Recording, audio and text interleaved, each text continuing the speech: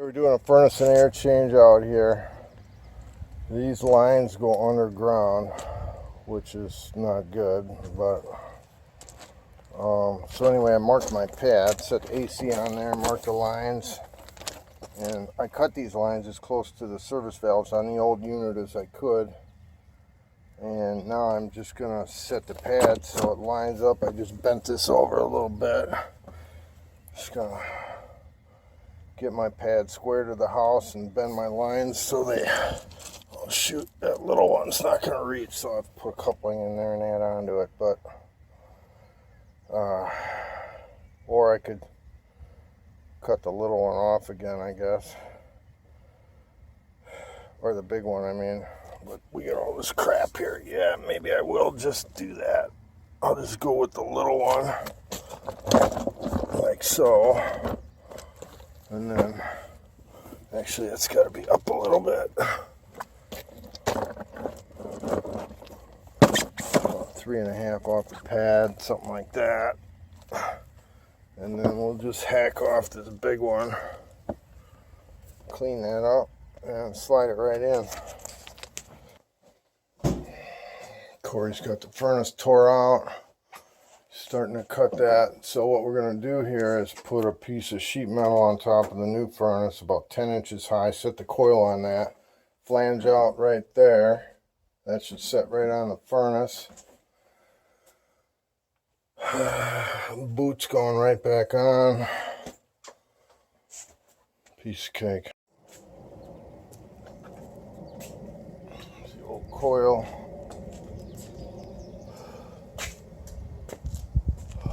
Old condenser. New coil. Nice day.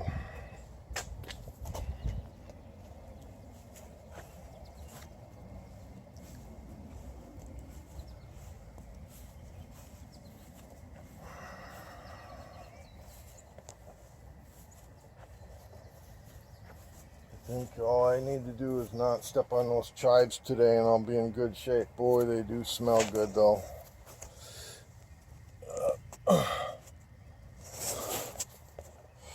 Got the nitrogen flowing here. Lines are soldered together inside. About 3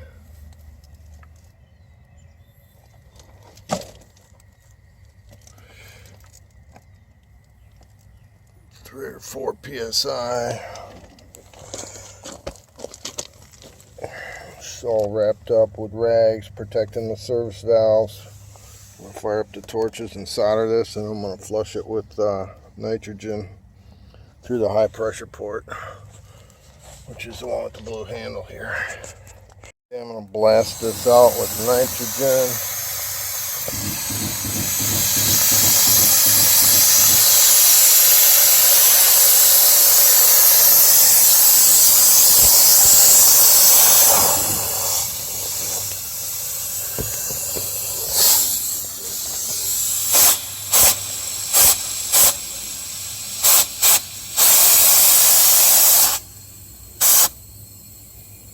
Hold it and restrict it, blow whatever's in there, hopefully all that oil. That's what we're trying to do, is get the oil from the R22 system that doesn't mix with the oil from the 410A out of there.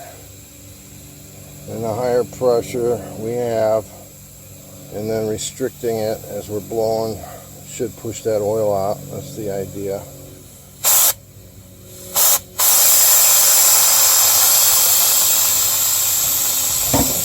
Tank's empty.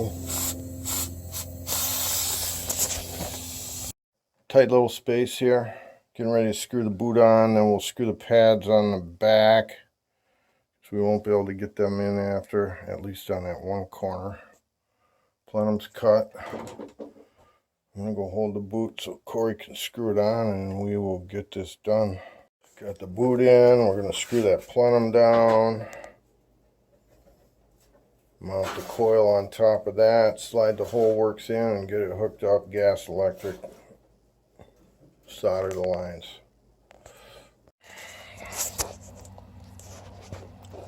I like the way XL quit doing this. They started going right into here and plugging onto the bottom of the contactor, and there's a reason they quit doing this. So I like to just check these connections in here and make sure nothing's been compromised or looking sketchy. Vacuum off. We're going to cut the charge loose. You cut the suction line loose first, slowly. You can hear the refrigerant rushing out of the unit. And we're going to crank this up all the way to the top, not too tight but snug. And then we'll do the little one the same way and put our caps back on. And then we'll fire it up. Check our subcooling because we got a TXV in there. Okay, we're looking for 14 degrees subcooling, which is saturation temperature on the high side, which is 70 right now.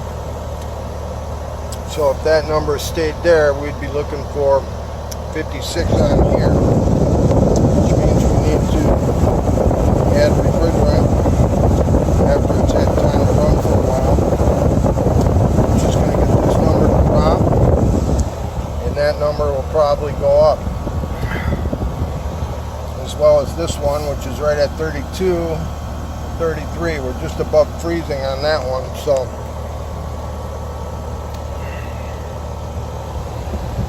I'm just going to add a half a pound and see what happens.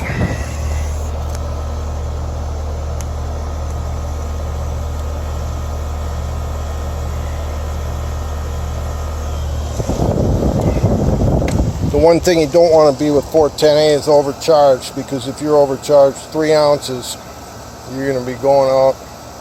This thing's going to be screaming at you if you don't have a high limit,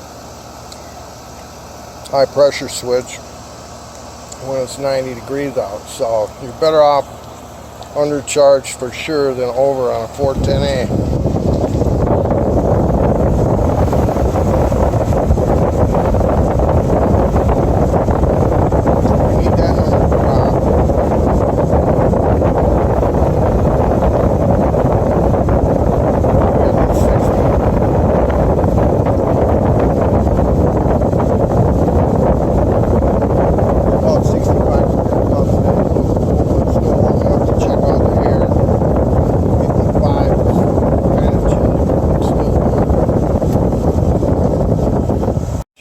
Unit out here, we got 3.5 inches of water column, pressure analysis, we're at 82, 122, and what's the return?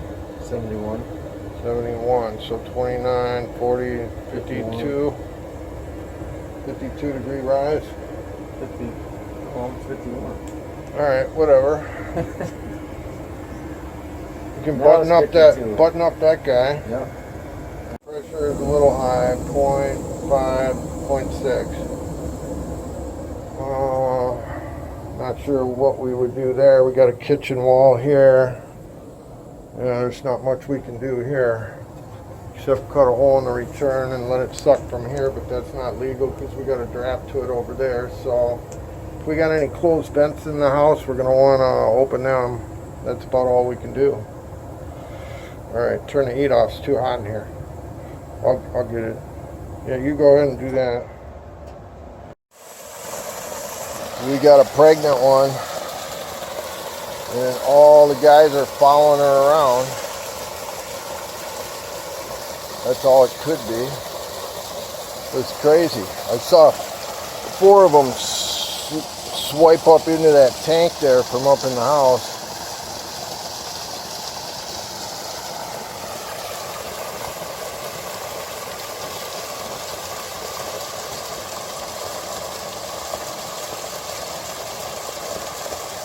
Yeah, look at right here. Little trail of fish following that big fat one right there. Oh, look at, they're trying to mate.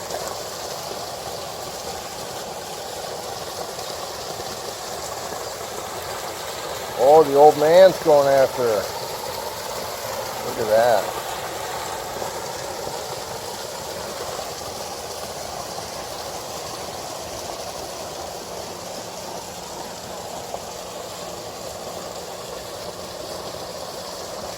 probably trying to eat her eggs as they fall out.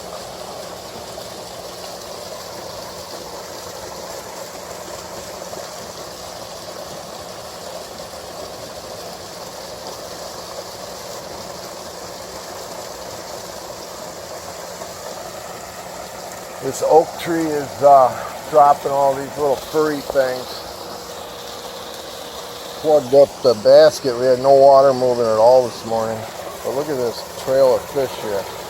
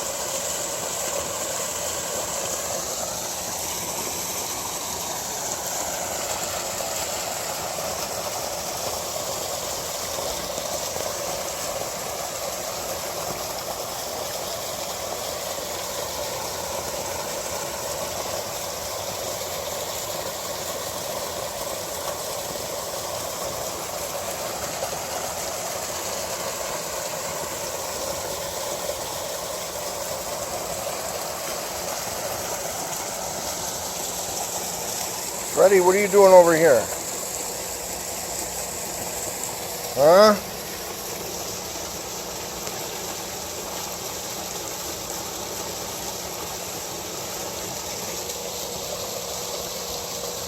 Oh, Freddie's got eggs? No. Yeah, maybe.